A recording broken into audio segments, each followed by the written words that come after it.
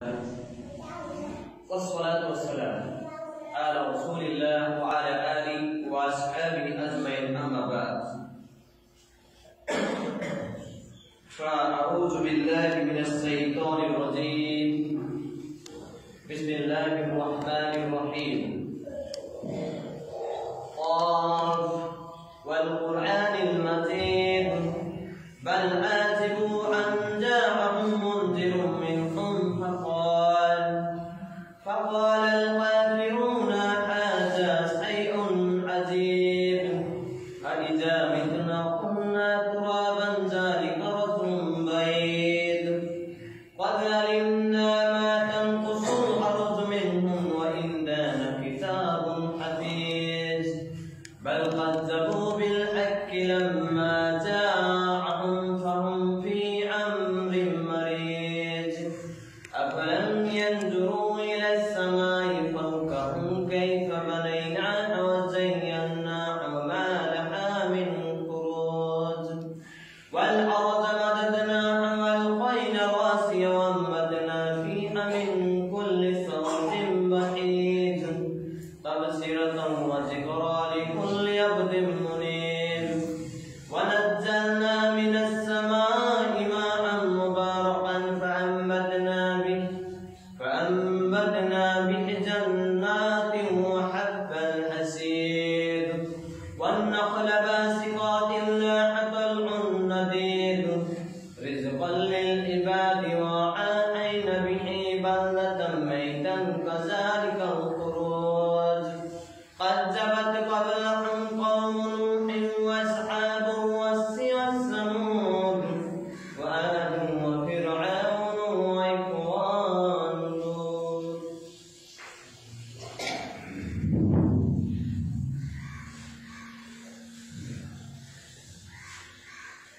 الحمد لله وحده والصلاة والسلام على من لا نبي بعده. وقال الله تعالى في كلامه المجيد والفرقان الحميد أعوذ بالله السميع العليم من الشيطان الرجيم وما خلقت الجن والإنس إلا ليعبدون. الآية.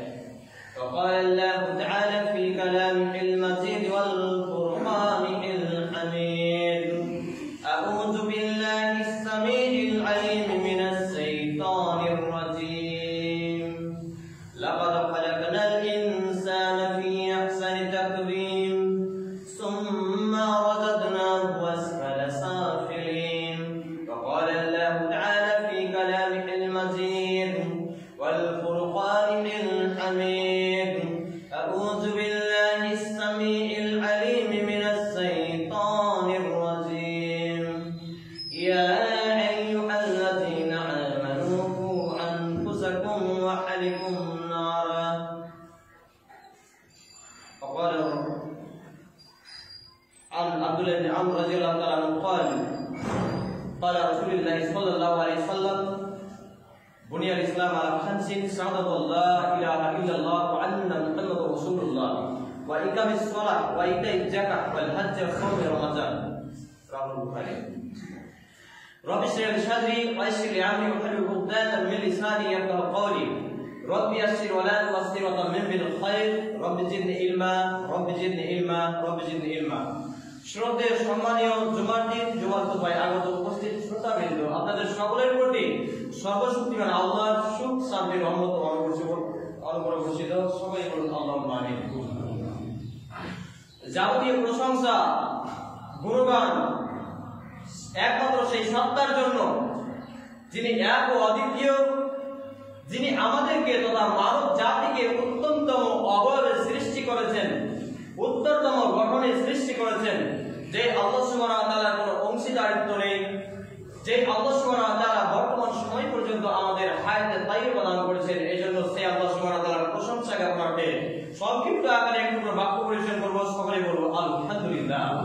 ওয়াতবার অসংখ্য দরুদ ও সালাম শান্তি দ্বারা বিভূষিত নবী জনাবে মুহাম্মদ রাসূলুল্লাহ সাল্লাল্লাহু তাআলা আলাইহি ওয়াসাল্লামের প্রতি আল্লাহুম্মা সাল্লি আলাইহি আল্লাহুম্মা বারিক তাসলিম। সম্মানিত উপস্থিতি, আমি ক্ষুদ্র জ্ঞান ও চিন্তার অধিকারী জেনারেল শিক্ষিত একজন ব্যক্তি, প্রথমে ক্ষমা চেয়ে নিচ্ছি আমি কোরআন এবং সহিহ সুন্নাহ অধ্যয়ন ছাড়া কোনো মাদ্রাসা কিংবা কোনো প্রতিষ্ঠানের কোনো ডিগ্রি নেই, জেনারেল শিক্ষিত একজন ব্যক্তি কোরআন এবং সহিহ সুন্নাহকে সত্যবিদ্যার আলোকে অধ্যয়ন করি এবং তাই প্রচার করি। যেহেতু নবী মুহাম্মদ রাসূলুল্লাহ সাল্লাল্লাহু আলাইহি সাল্লাম বলেছেন, সহিহ বুখারী হাদিস নাম্বার 3461, বাল্লিগ ওয়ানি ওয়ালায়া, তথাপি বাল্লিগ মানে পৌঁছে দাও, আপনি যদি আমি বলি তাহলে আমার পক্ষ থেকে। স্বয়ং নবী মুহাম্মদ রাসূলুল্লাহ সাল্লাল্লাহু আলাইহি সাল্লাম যেহেতু নিজের মুখে তারা স্বীকৃতি দিচ্ছেন যে আমি মানে নবীর পক্ষ থেকে, ওয়াল আয়া যদি একটি শব্দ হয়, একটি আয়াত হয়। সময়ের উপস্থিতি এর ধারাবাহিকতায় আমি আমার নগণ্য বিদ্যাকে কোরআন এবং সহিহ সুন্নাহ ভিত্তিক প্রচার ও প্রসার কাজে নিয়োজিত রেখেছি। তবে আমি মানুষ, আমার ভুল হতে পারে, এটাই স্বাভাবিক। এবং আমার যেহেতু মাদ্রাসা কিংবা কোনো প্রতিষ্ঠানের ডিগ্রি নেই, এজন্য আমার ভুল হওয়াটা আরো বাঞ্ছনীয়। তাই সকলের দৃষ্টি আকর্ষণ স্বরূপ যে কোনো জায়গায় যদি কোনো ভুল ত্রুটি ধরা পড়ে তবে অবশ্যই ক্ষমার দৃষ্টি দেবেন এবং সেটা ধরিয়ে দিলে ইনশাআল্লাহ উপকৃত হব। সম্মানিত উপস্থিতি, আজকে আমার আলোচ্য বিষয় হচ্ছে আদর্শ মুসলিম। উল্লেখিত বিষয়ের প্রতি কোরআন এবং সহিহ সুন্নাহ ভিত্তিক এক গুরুত্বপূর্ণ তথ্যবহুল আলোচনা উপস্থাপন করার আপ্রাণ প্রচেষ্টা রাখছি ইনশাআল্লাহ আজিজ। ওমা তৌফিক ইল্লা বিল্লাহ, আলাইহি তাওয়াক্কালতু ওয়া ইলাইহি উনীব। এর ধারাবাহিকতায়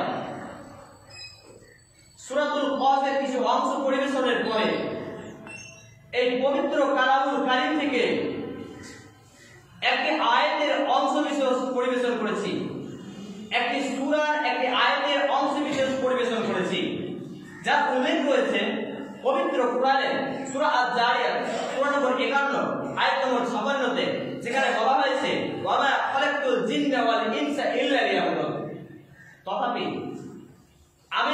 আমি এই মানব এবং জিন জাতিকে, স্বয়ং আল্লাহ সুবহানাহু ওয়া তাআলা বলেন, আমি এই মানব এবং জিন জাতিকে সৃষ্টি করেছি এই উদ্দেশ্য নিয়ে ইল্লা লিয়াবুদুন, তারা একমাত্র আমার ইবাদত করবে, বান্দেগি করবে, দাসত্ব করবে, গোলামি করবে। দুঃখজনক হলো সত্য, আমরা নিজেকে মুসলিম দাবি করার পরেও, আমাদের জন্ম মুসলিম ঘরে হওয়ার পরেও আজকে পবিত্র কোরআনের বিসমিল্লাহর বা থেকে নিয়ে মিনান নাসের সিনের শেষাংশ পর্যন্ত আমাদের না আছে অধ্যয়ন, না আছে মান্যতা, আর না আছে প্রাধান্যতা। অতীব দুঃখের বিষয়, বলতে অবাক লাগে, আজকে অধিকাংশ মসজিদগুলোতে সঠিকভাবে কোরআন এবং সহিহ সুন্নাহকে উপস্থাপন করা হয় না। অধিকাংশ জালসাগুলিতে সঠিকভাবে কোরআন এবং সহিহ সুন্নাহর ব্যাখ্যা করা হয় না। দুর্ভাগ্যজনকভাবে সত্য যে সেই সব আলেমরাই আজকে আমাদের মুসলিম সমাজকে ভুল পথে পরিচালিত করেছে, যার কথা স্বয়ং আল্লাহ সুবহানাহু ওয়া তাআলা সূরা তাওবা সূরা নম্বর 9 আয়াত নম্বর 34 ঘোষণা দিয়েছেন। নিশ্চয়ই কিছু আলেমের দিন আছে, ধর্মযাজক আছে, পণ্ডিত লোক আছে, যারা জনগণের ধনসম্পদকে অবৈধ পন্থায় ভক্ষণ করে, জনগণকে আল্লাহর পথে বাধা দেয়, জনগণ তা বুঝতেই পারে না। অতীব দুঃখের বিষয়, যেহেতু আল্লাহ সুবহানাহু ওয়া তাআলা আমাদেরকে উত্তম অবয়বে সৃষ্টি করেছেন, আর এর ধারাবাহিকতায় পবিত্র কোরআনের সূরা 3 সূরা নম্বর 95 আয়াত নম্বর 4 এবং 5 এর অংশ বিশেষ পরিবেশন করেছিলাম। আল্লাহ সুবহানাহু ওয়া তাআলা বলেন, লাকাদ খালাকনাল ইনসানা ফি আহসানি তাকবীম। এই মানব জাতিকে, ইনসানকে সুন্দরতম গঠনে, সুন্দরতম অবয়বে সৃষ্টি জগতের সেরা করে সৃষ্টি করা হয়েছে। যদি বলা হয় এই মানুষকে গরু ছাগলের চেয়েও সুন্দর করা হয়েছে, গাছ গাছালির চেয়েও সুন্দর করা হয়েছে, আকাশের সেই সূর্যের চাইতেও সুন্দর করা হয়েছে, এমনকি যে পূর্ণিমার রাতে চন্দ্রিমা ঝলঝল করে যা আলোকিত আমাদেরকে আনন্দ উপভোগ করে দেয়, সেই চন্দ্রিমার চাইতেও এই মানব জাতিকে সুন্দরতম অবয়বে গঠনে সৃষ্টি করা হয়েছে। দুর্ভাগ্যজনক হলে সত্য, আজকে আমরা এই মানব জাতিকে সৃষ্টি করার পরে মানব জাতিকে অন্ধকার পথ থেকে আলোর পথে পরিচালিত করার জন্য যুগে যুগে কালে কালে নবী রাসূল প্রেরিত করেছিলেন স্বয়ং আল্লাহ সুবহানাহু ওয়া তাআলা। তন্মধ্যে নবী মুহাম্মদ রাসূলুল্লাহ সাল্লাল্লাহু আলাইহি সাল্লামকে প্রেরিত করেছিলেন আমাদের এই উম্মতে মুহাম্মাদের প্রতি, এই উম্মতে মুহাম্মাদের প্রতি তার সাথে সাথে একটি গাইডলাইন দিয়েছিলেন, আর তা হচ্ছে মুহাম্মদ আল কোরআন। যদি কোনো বৈজ্ঞানিক, কোন লেখক, কোন গবেষক যখন কোন লিখনি বা বক্তব্য শুরুয়াত করে, যেটা আমিও করেছি, প্রথমেই তার ভুল, তার দুর্বলতা প্রকাশ করে যে আমার এই লিখনির মাঝে অসংখ্য ভুল থাকতে পারে, কারণ আমি মানুষ। আমাদের পিতা আদম আলাইহিস সালাম তিনি যেহেতু ভুল করেছেন, আমরা ভুল করবো, এটাই স্বাভাবিক, কারণ আমরা তারই সন্তান। আর ইনসান শব্দের আরেকটি যে শব্দ রয়েছে, ইনসান শব্দের অর্থ আমরা শাব্দিকভাবে জানি যে মানুষ, কিন্তু ইনসান শব্দের আরেকটি অর্থ হচ্ছে ভুলকারী। ইনসান মানে ভুলকারী, ফেরেশতা ভুল করে না, শয়তান ভুল করে ভুল স্বীকার করে না, তবে ইনসান হচ্ছে ভুলকারী। তিরমিজির একটি হাদিস রয়েছে, ভুলকারীর মধ্যে উত্তম ভুলকারী হচ্ছে সেই ব্যক্তি যে ব্যক্তি ভুল করলো এবং ক্ষমা প্রার্থনা করলো, ক্ষমা প্রার্থী হলো আল্লাহর কাছে। তো তিনি তার লিখনের শুরুতে, বক্তব্যের শুরুতে দুর্বলতা প্রকাশ করতে বলেন যে আমার এই লিখনের মাঝে যদি কোনো ত্রুটি থাকে, তবে যদি কোনো পাঠক পাঠিকার নজরে আসে, সেটি যদি ধরিয়ে দেন, তাহলে আমরা পরবর্তী সংস্করণে এটি সংশোধন করব। কিন্তু আল্লাহ সুবহানাহু ওয়া তাআলা এমনই একজন সত্তা, এমনই একজন প্রতিপালক, এমনই একজন সৃষ্টিকর্তা, যিনি আমাদেরকে এই মহাগ্রন্থ আল কোরআনকে হাদিয়া দিলেন, উপহার দিলেন, গাইডলাইন হিসেবে প্রেরণ করলেন, যার শুরুতেই বলা হচ্ছে জালিকাল কিতাব, এই কিতাবের কোনো জালিয়াতি নেই। সূরা বাকারা 2 আয়াত মধ্যে সম্মানিত উপস্থিতি, আজকে আমরা কোথায়? পবিত্র কোরআনে সূরা 3 সূরা নম্বর 95 আয়াত নম্বর 4 এর পরে 5 এর অংশ যদি দেখা যায়, লাকাদ খালাকনাল ইনসানা ফি আহসানি তাকবীমের পরে আল্লাহ সুবহানাহু ওয়া তাআলা স্বীকৃতি দিচ্ছেন এই মানব জাতিকে সুন্দরতম গঠনে অবয়বে সৃষ্টি করেছি। সুম্মা রাদাদনাহু আসফালা সাফিলিন, কিন্তু পরক্ষণে তাদেরকে নিচে নামাতে নামাতে এত নিচে নামিয়ে দিয়েছি যে তারা চতুষ্পদ জন্তুতে পরিণত হয়েছে তাদের কৃতকর্মের কারণে। দুর্ভাগ্যজনক হলো সত্য, আমাদের জন্মস্থান মুসলিম ঘরে হলেও আমি বিভিন্ন উপাধি, ডিগ্রি উপাধি প্রাপ্ত আলেম, ফাজিল, কারি, মুহাদ্দিস, ডক্টর, পিএইচডি গবেষক, তার সন্তান, তার ভাই, তার পিতা হওয়ার পরেও আজকে মহাগ্রন্থ আল কোরআন থেকে পিছিয়ে, আল্লাহ সুবহানাহু ওয়া তাআলার ইবাদত থেকে পিছিয়ে। ইবাদতের শাব্দিক অর্থ যদি আপনি দেখেন, ইবাদতের শাব্দিক অর্থ হচ্ছে জীবন থেকে মৃত্যু পর্যন্ত নবী মুহাম্মদ রাসূলুল্লাহ সাল্লাল্লাহু আলাইহি ওয়াসাল্লামের আদর্শতে নিজের জীবনকে পরিচালিত করা। কোরআন এবং সেই সুন্নাহর আলোকে, আমি আমার অল্প বিদ্যার আলোকে আজ পর্যন্ত কোথাও পাইনি যে আপনাকে ইবাদত মানে 24 ঘন্টায় মসজিদেই থাকতে হবে, 24টা ঘন্টায় আপনাকে কোরআন তেলাওয়াত করতে হবে, সারা জীবন ধরে আপনি বিবাহ করতে পাবেন না, আপনি উপার্জন করতে পাবেন না, আপনি বাড়ি গাড়ি করতে পাবেন না। জি না, এমনটি কোথাও কোরআন এবং সেই সুন্নাহে বলা হয়নি, বরঞ্চ বলা হয়েছে আপনার জীবন থেকে মৃত্যু পর্যন্ত, আপনার স্বয়ং থেকে জাগ্রত পর্যন্ত, আপনার সামাজিক থেকে রাষ্ট্রীয় ব্যবস্থা পর্যন্ত, আপনার বাড়ি থেকে বাজার পর্যন্ত প্রতিটা ক্ষেত্রে নবী মুহাম্মদ রাসূলুল্লাহ সাল্লাল্লাহু আলাইহি সাল্লামের আদর্শকে নিজের জীবনে পালিত করা, নবী মুহাম্মদ রাসূলুল্লাহ সাল্লাল্লাহু আলাইহি সাল্লামের আদর্শতে ডুব দেওয়া, এরই নাম হচ্ছে ইবাদত।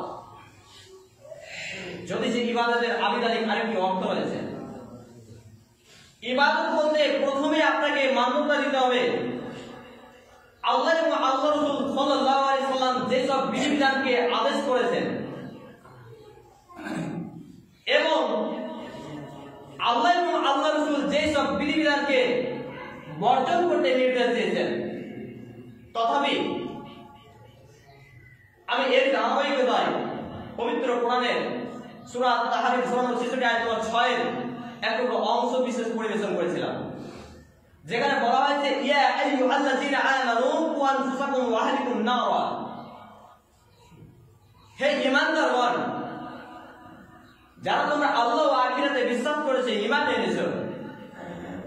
তোমরা নিজে বাঁচো জাহান্নামের আগুন থেকে এবং পরিবার পরিজনকে বাঁচাও জাহান্নামের আগুন থেকে, যার ইন্ধন হবে, জ্বালানি হবে মানুষ এবং পাথর। আর এরই পরে পরে সহিহ আল বুখারী 1 নম্বর পর্বে 2 নম্বর পর্বে কিতাবুল ঈমান আরবিক বাংলা অনুবাদ তাবিন প্রকাশনী এন্ড পাবলিকেশন হাদিস নাম্বার 8 থেকে একটি হাদিস পরিবেশন করেছিলাম। হাদিসটি বর্ণনা করেছেন আব্দুল্লাহ ইবনে আমর রাদিয়াল্লাহু তাআলা। তিনি বলছেন, বুনিয়াল ইসলাম আলা খামসিন শাহাদাতু লা ইলাহা ইল্লাল্লাহ ওয়া আন্না মুহাম্মাদুর রাসূলুল্লাহ ওয়া ইকামিস সালাহ ওয়া ইতাইজ যাকাত ওয়াল হজ্জ ওয়া সাওম রমাদান। কোন ব্যক্তি তৎক্ষণাৎ ঈমানদার হতে পারে না যতক্ষণ পর্যন্ত তার ইসলামের 5টি স্তম্ভ ভিত্তি স্থাপন করে। আপনি যদি দৃষ্টিপাত করেন, আপনার এই মসজিদটি 4টি দেওয়ালের উপরে দাঁড়ানো রয়েছে, মাঝে দুটো পিলার রয়েছে, বাকি সমস্ত কিছু বাদ দিলাম, টাইমিং টানা এটা সেটা অনেক কিছু বাদ দিলাম। অনুরূপী আপনি যে মুসলিম, আপনার মাঝে যে ইসলাম আছে, এর ভিত্তিকে স্থাপন করার জন্য আপনাকে ভিত্তি স্থাপন করতে হবে। সর্বপ্রথম আপনাকে স্বীকৃতি দিতে হবে কালিমা শাহাদাতু লা ইলাহা ইল্লাল্লাহ ওয়া আন্না মুহাম্মাদুর রাসূলুল্লাহ ওয়া ইকামিস সালাহ ওয়া ইতাইজ যাকাত ওয়াল হজ্জ ওয়া সাওম রমাদান। যদি এই হাদিসটা সমস্ত ধরনের মুসলিমদের জন্য প্রযোজ্য নয়, এই হাদিসটা ধনসম্পদশালী ব্যক্তির জন্য প্রযোজ্য। ঠিক এইরকমই আরেকটি হাদিস রয়েছে, বলা হয়েছে বুনিয়াল ইসলাম আলা খামসিন, বুনিয়াল ইসলাম আলা সালাসাতিন শাহাদাতু লা ইলাহা ইল্লাল্লাহ ওয়া আন্না মুহাম্মাদুর রাসূলুল্লাহ ওয়া ইকামিস সালাহ ওয়া সাওম রমাদান। সালাসা বলতে 3টি, খামস বলতে 5টি।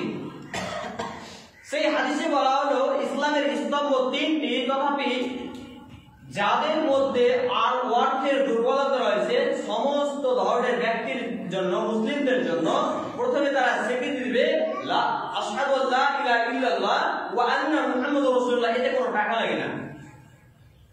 ওয়া ইকামিস সালাত, সালাত প্রতিষ্ঠিত করবে, এতে কোনো টাকা লাগে না। ওয়া সাওম রমাদান, রমজান মাসে সিয়াম পালন করবে, সেটাও কোনো টাকা লাগে না।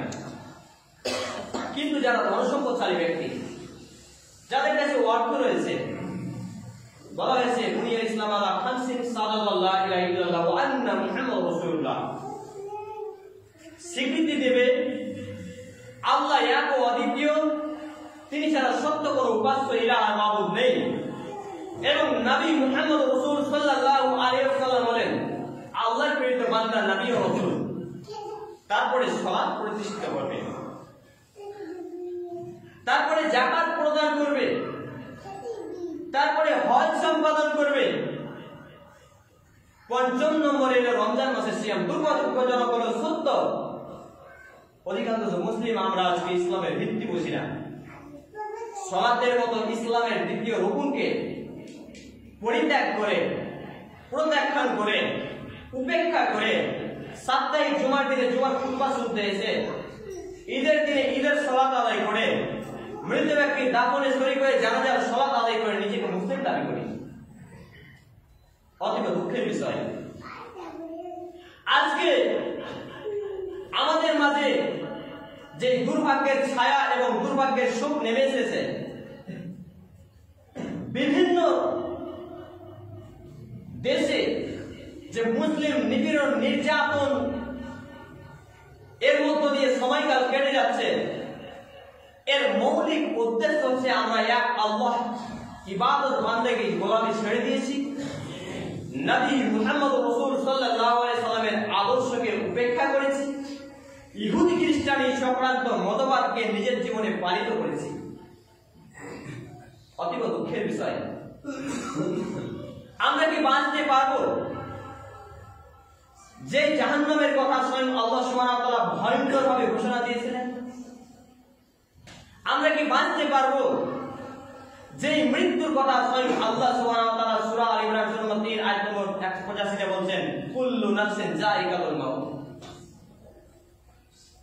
তথা যতগুলো জীব রয়েছে সকলকে মৃত্যুর স্বাদ, মৃত্যুর শরবত সেবন পান করতেই হবে, এতে কোনো সন্দেহ নেই।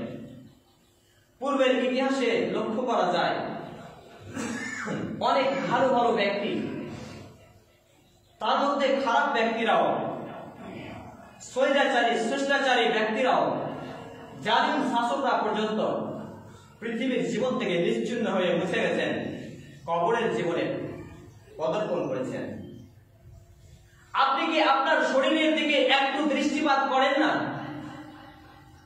কয়েকদিন পূর্বে আপনি ছিলেন একজন বাল্য শিশু, যে বাল্য শিশু অবস্থায় সেই মায়ের আদরের বেড়ে দেওয়া খাবারটুকুর অপেক্ষা করত, সেই পিতার স্নেহের ভালোবাসা অপেক্ষা করত। পিতা বাইরে থেকে কামাই করে কবে নিয়ে আসবে, আমাকে স্কুল কলেজে পৌঁছে দেবে, আমাকে টাকা দেবে, মা কখন আমার জন্য ওয়েটিং এ আছে, আমি বাইরে থেকে গেলে আমার জন্য ভাতটা বেড়ে দেবে। হঠাৎ আইনার দিকে আজকে যখন চেয়ে দেখি, আজকে আমি একজন হৃষ্টপুষ্ট যুবক। আমি কি ভেবে দেখেছি এই যৌবন কালটা আমি আল্লাহর ইবাদতে কাটাচ্ছি নাকি শয়তানের ইবাদতে? আমি কি ভেবে দেখেছি কয়েকদিন পূর্বে আমার এই গালে কোনো প্রকার চুল বা দাড়ি গজানো ছিল না, এই ঠোঁটের উপরটায় কোনো প্রকার গোপ বা নথ ছিল না। হঠাৎ আজকে আইনের দিকে যখন চেয়ে দেখি আমার মুখে দাড়ি গজিয়েছে এবং মুখে গোপ গজিয়েছে, বগলের লোম গজিয়েছে, নাভির নিচে লোম গজিয়েছে।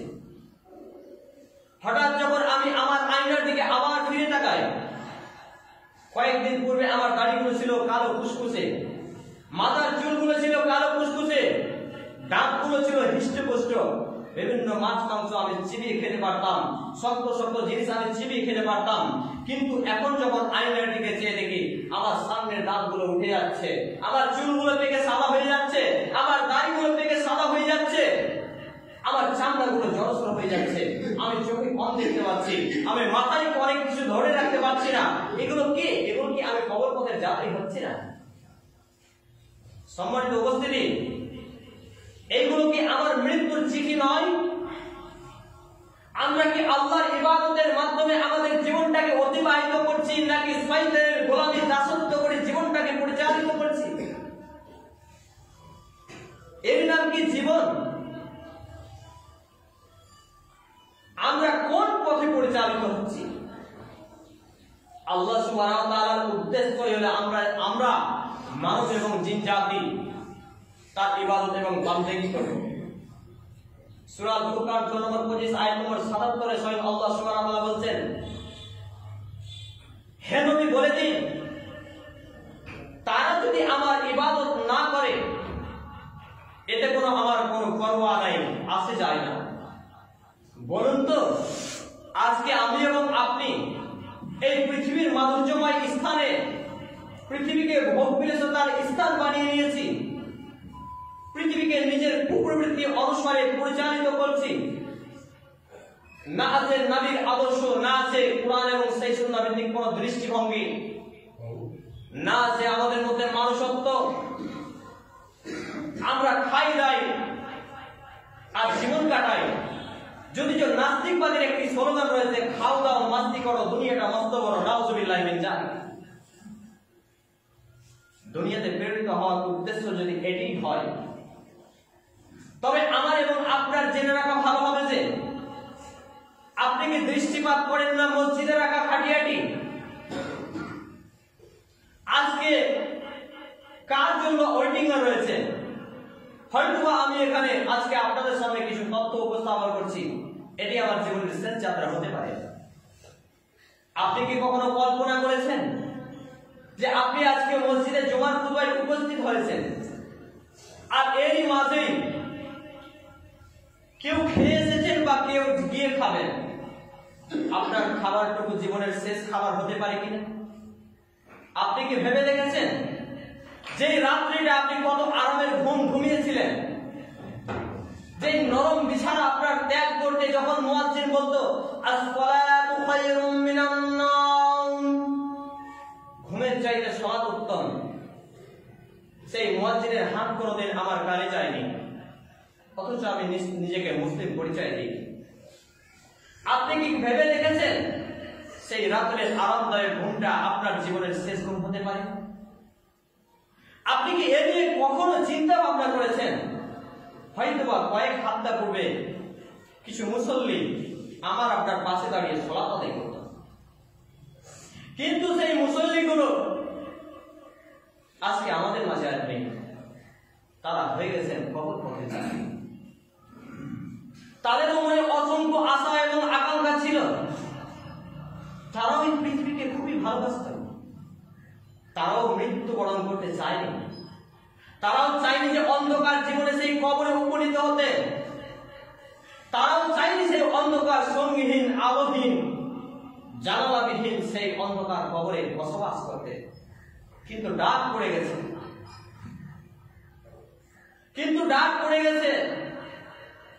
যে ডাক পড়ে যাওয়ার কারণে 1 সেকেন্ড আগেও করা হবে না, 1 সেকেন্ড পরে করা হবে না। আপনি কি ভেবে দেখেন না আমার এবং আপনার আত্মীয়তার মাঝে কতগুলো ব্যক্তিবর্গ উপস্থিত ছিলেন, জীবিত ছিলেন, তারা আজকে আর আমাদের মাঝে নেই। যাদের হাতে হাত মিলিয়ে মুসাফা করেছিলাম, ঈদুল ফিতর কিংবা ঈদুল আজহাতে যাদের বুকে এবং গলে লাগিয়েছিলাম, যাদের সাথে একই সঙ্গে আনন্দ ফুর্তিতে আড্ডা দিতাম, হয় ভালো কাজে কিংবা খারাপ কাজে, এর মাঝে অনেক ব্যক্তি আজকে নেই, তারা খবর পথে যাত্রী হয়েছে। সম্মানিত উপস্থিতি, আপনি কি ভেবে দেখেছেন সেই অন্ধকার কবরের জীবনে আমাকে এবং আপনাকে উপনীত হবে? আমি এবং আপনি না চাইলেও, সেই অন্ধকার জীবনে উপনীত হতে হবে, যেতেই হবে, মৃত্যুর স্বাদ গ্রহণ করতে হবে, কারণ এটা আল্লাহর ফরমান। আর আল্লাহ সুবহানাহু ওয়া তাআলা পবিত্র কোরআনে যা ঘোষণা করেছেন তাতে কোনো সন্দেহের অবকাশ নেই। যদি পৃথিবীতে 100% সত্য বলে কোনো কিছু আছে বলে আমার অবগতি নেই, তবে 100% সত্য নির্ভেজাল সেটা হচ্ছে কোরআন এবং সেই সুন্নাহ। আর সবচেয়ে যেটা খাঁটি সত্য সেটা হচ্ছে মৃত্যু। পৃথিবীর বুকে অনেক ব্যক্তিবর্গ আমাদের জীবনে ছিলেন, তারা কিন্তু আজকে কবর পথের যাত্রী হয়েছেন। আমল তার কেমন ছিল সেই ভালো জানেন আল্লাহু আলাম, আল্লাহই ভালো জানেন। এবং আমি এখন জীবিত রয়েছি, আমি যদি সাজ্জারত অবস্থায় একটু সমীক্ষা করি, নিজের দিকে চেয়ে দেখি, তাহলে আমি উপলব্ধি করতে পারবো এই পৃথিবী আমার কচুর পাতার পানির মতো। কচুর পাতার পানি দেখেন না? কচুর পাতায় যখন পানিটা থাকে এত সুন্দর লাগে দেখতে, ঝলঝলে টকটকে, আনন্দ দেয়, তৃপ্তি দেয়, কিন্তু বাতাস বইলে উল্টে যায়। অনুরূপী পৃথিবী আপনার খুবই মায়ার বস্তু, পৃথিবী আপনার খুব মাধুর্যের বস্তু, পৃথিবী আপনার খুব ভালোবাসার বস্তু। এখানে আপনি জীবনযাপন করতে গেলে হারাম হালালের পার্থক্য করতে পারেন না। এখানে আপনি জীবনযাপন করতে গেলে অন্যায় অন্যায় পার্থক্য করতে পারেন না। এখানে আপনি জীবনযাপন করতে গেলে সঠিক বেঠিকে কোনো পার্থক্য করতে পারেন না। এই দিন হচ্ছে পৃথিবী। কিন্তু এই পৃথিবী আমাকে এবং আপনাকে ছুড়ে ফেলে দেবে লাথি মেরে। আপনি বলবেন এই আবার কেমন ধরনের ভাষা? জি হ্যাঁ, আপনার এবং আমার দেহ থেকে যখন শ্বাসটা বেরিয়ে যাবে, মালাকুল মউত যখন আমার এবং আপনার আত্মাটা বের করতে আসবে, আমি যদি সঠিক আমলকারী ব্যক্তি হই, আমার আত্মাটা সহজেই বেরিয়ে আসবে এবং এই আত্মা বহন করার জন্য অসংখ্য ফেরেশতা মণ্ডলী উপস্থিত হবেন এবং এরা প্রতিযোগিতা করবেন। আত্মাটা যখন নিয়ে যাবে তখন খুশবু মিসকে আম্বারের মতো সেন্ট ছড়াবে। সপ্তম আসমানে যখন উঠা হবে, দরজায় যখন ঠোকা দেওয়া হবে, তখন তারা বাকি ফেরেশতারা জিজ্ঞেস করবে এত সুন্দর সুগন্ধিময় আত্মা কার? তখন তার বংশীয় পরিচয় সহ বিভিন্ন নামে উপনীত করা হবে। দুনিয়াতে তাকে যারা মানুষরা ভালো ভালো নামে ডাকত, পক্ষান্তরে যদি আমি বদ আমলকারী ব্যক্তি হই, যখন মালাকুল মউত আমার কাছে আসবে, আমার আত্মাটা আমার দেহে ছেড়ে যেতে থাকবে, ভয় করবে, বেরোতে চাইবে না। মালাকুল মউত তখন জবরদস্তি আত্মাটাকে টেনে হিঁচড়ে বার করবেন, তেমনই ভাবে যেমন কাঁটাযুক্ত বোর্ডের কাঁটা আমাদের কাছে, বুঝেন না, এই কাঁটাযুক্ত ডালে বা কাঁটাতে যদি তুলো রেখে দেওয়া হয়, তুলোটা টেনে কত পার্সেন্ট আছে, কিছু তুলো কাঁটাতে লেগে থেকে যায়, টেনে হিঁচড়ে আসে। ঠিক এইরকম ভাবে আমি বদামলকারী ব্যক্তি হলে আমার আত্মাটা বের করা হবে, কতই না কষ্ট হবে। এবং আমার আত্মা যখন নিয়ে যাওয়া হবে, আমার আত্মা যখন উপরে নিয়ে যাওয়া হচ্ছে, তখন সমস্ত ফেরেশতাগণ বদদোয়া দিবেন, লানাত করবেন, দুর্গন্ধ ছড়াবেন। সপ্তম আকাশে যখন